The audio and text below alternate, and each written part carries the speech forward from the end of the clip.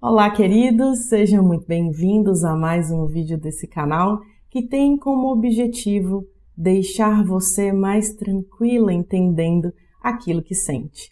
E além de lidar com as dores de alma, as tristezas e os desânimos da vida, na saúde mental a gente lida muito com dores físicas também. É muito comum pacientes que sofrem com quadros de ansiedade terem queixas de dores no corpo.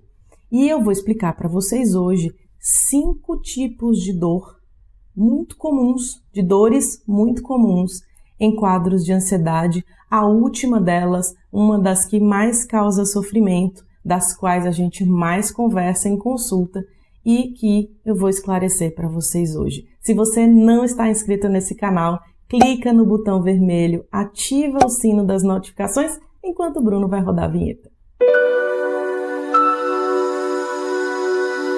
Bom, a primeira dor, ou o primeiro tipo de dor que a gente mais percebe, e que os pacientes mais se queixam em quadros ansiosos que têm relação com tanto quadros já diagnosticados de transtorno de ansiedade, quanto quadros de estresse, pessoas que estão passando por um período muito difícil, é a dor cérvico-braquial, também conhecida como síndrome da tensão cérvico-braquial ou popularmente a dor no pescoço.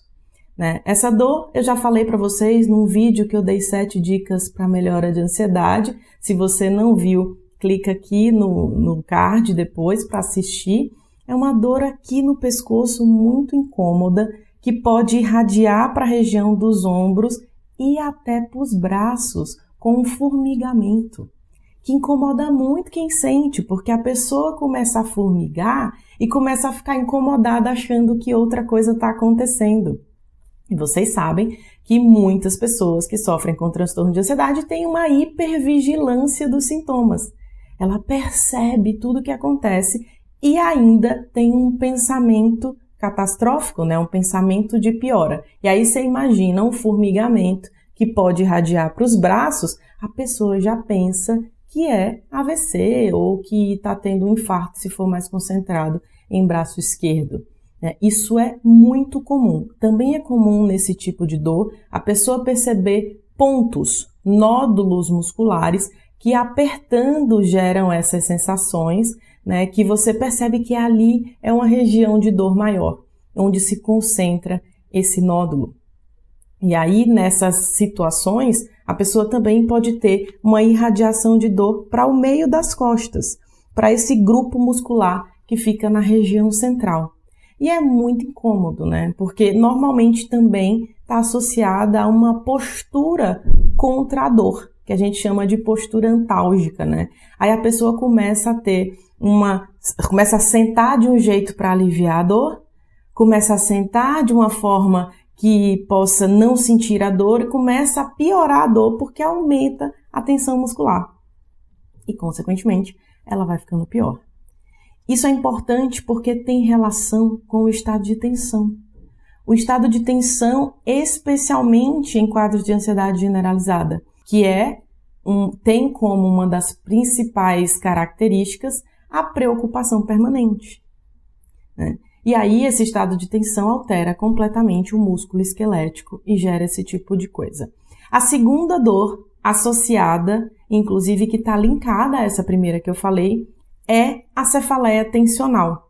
Eu fiz um vídeo aqui sobre a cefaleia tensional, já respondendo a uma pergunta, mas falo dela agora de novo, porque a cefaleia tensional também está associada a essa contração muscular dessa região cervical, associada a um estado de preocupação e dá uma sensação muito ruim, porque a pessoa toma remédio, a dor não cessa completamente, às vezes fica em faixa aqui, nessa região da frente da cabeça, como se estivesse apertando, uma sensação muito estranha, e aqui na nuca. E, mais uma vez, se a pessoa tem um estado de ansiedade e hipervigilância de sintomas, dor na nuca, ela pensa o quê? Que ela está com aumento da pressão arterial. Aí, como ela pensa que está com aumento da pressão arterial, ela fica mais preocupada com a pressão, aí ela vai medir a pressão. Aí é óbvio, a pressão está alta, né? Vai estar alta porque o estado de preocupação, ansiedade, aumenta a pressão. E algumas pessoas que têm medo de medir, aliás, é um dos vídeos que mais as pessoas comentam aqui no canal, é aquele vídeo, você tem medo de medir a pressão arterial, se não viu, também vê depois desse, né? As pessoas que têm medo aumentam a pressão aí, aumentam a tensão e, consequentemente, aumentam a dor. E aí ela vai aumentar tanto a dor de cabeça, quanto a dor no pescoço, a dor nos ombros. E aí tem um dia de péssima qualidade, né? Duas dores muito associadas a quadro de ansiedade. Terceiro tipo de dor muito associada é dor de estômago. A dor de estômago tem uma relação com estresse e ansiedade, porque o estômago pode doer quando aumenta a produção de ácido clorídrico. Ácido clorídrico extremamente importante para a nossa digestão, para a digestão de proteínas principalmente, né, para que as proteínas sejam quebradas ali, preparadas para absorção. Mas em estados de estresse essa produção aumenta e isso, consequentemente, aumenta o processo inflamatório de parede do estômago e, consequentemente, causa dor. E aí você imagina para onde tudo isso leva, né? Porque se a pessoa está ansiosa, super estressada, ela aumenta a produção de ácido clorídrico. Aí isso já tem muito tempo, consequentemente ela altera a digestão, aí ela altera a microbiota intestinal também, ela vai começar a alterar a absorção e, secundariamente, produção de neurotransmissores no trato gastrointestinal e os precursores da produção deles no cérebro.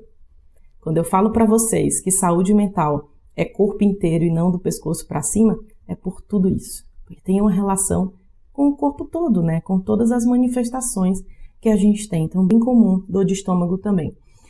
A quarta dor tem muita relação com os pacientes de TAG, né? De transtorno de ansiedade generalizada que eu citei, que predominantemente tem um nível de preocupação acima do considerado razoável, né, para um determinado tipo de problema, né? São pessoas extremamente tensas, preocupadas, estão ali sempre pensando que algo pode dar errado, se preparando para um resultado que pode dar errado, né? Então, esse estado de tensão dessas pessoas pode gerar não somente a dor que eu falei no início, a número 1, como dor no corpo inteiro. Dor realmente no corpo inteiro. Porque o estado de tensão é do músculo esquelético. Quando você está falando de tensão, você está falando de contração, mesmo que ela seja sutil nos músculos. E quando você está falando disso, você está falando de alteração de drenagem de sangue. Você está falando de alteração de oxigenação, de produção de radicais livres e, consequentemente, de aumento de dor.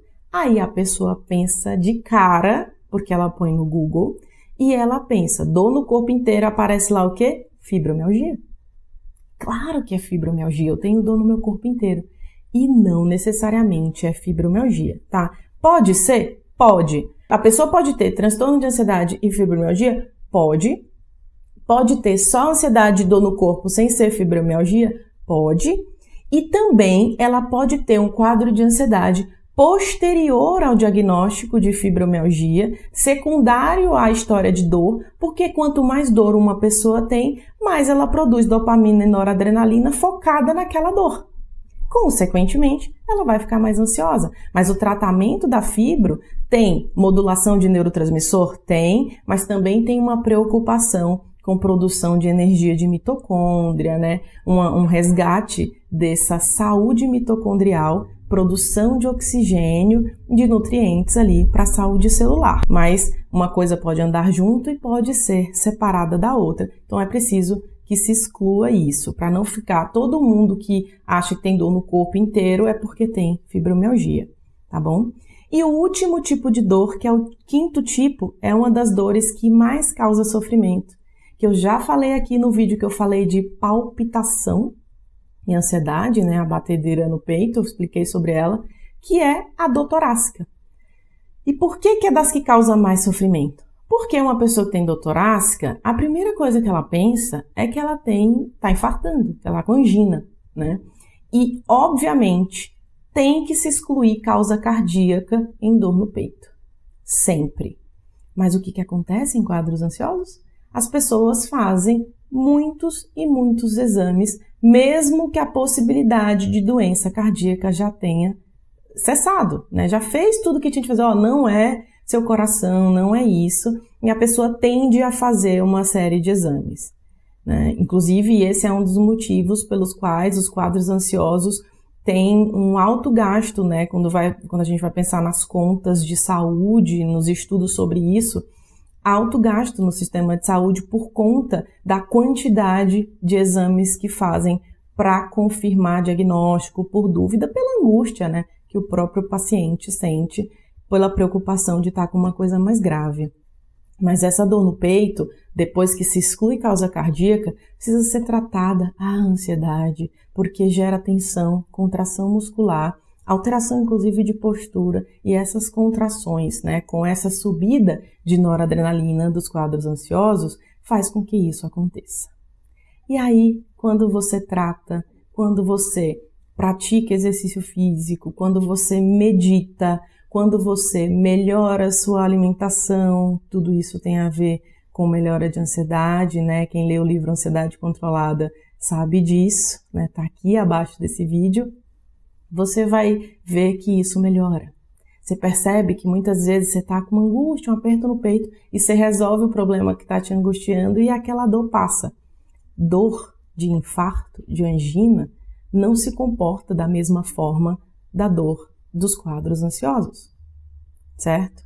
Então, a primeira coisa, se tem dor no peito, é excluir causa cardíaca. Excluiu, o médico lhe deu certeza que não é isquemia, aí você vai tratar o seu quadro, né? Que, claro, existem outras coisas que podem dar também essa dor no peito, que é o próprio refluxo, que imita uma dor como se fosse um infarto, né? Para algumas pessoas é bem intenso.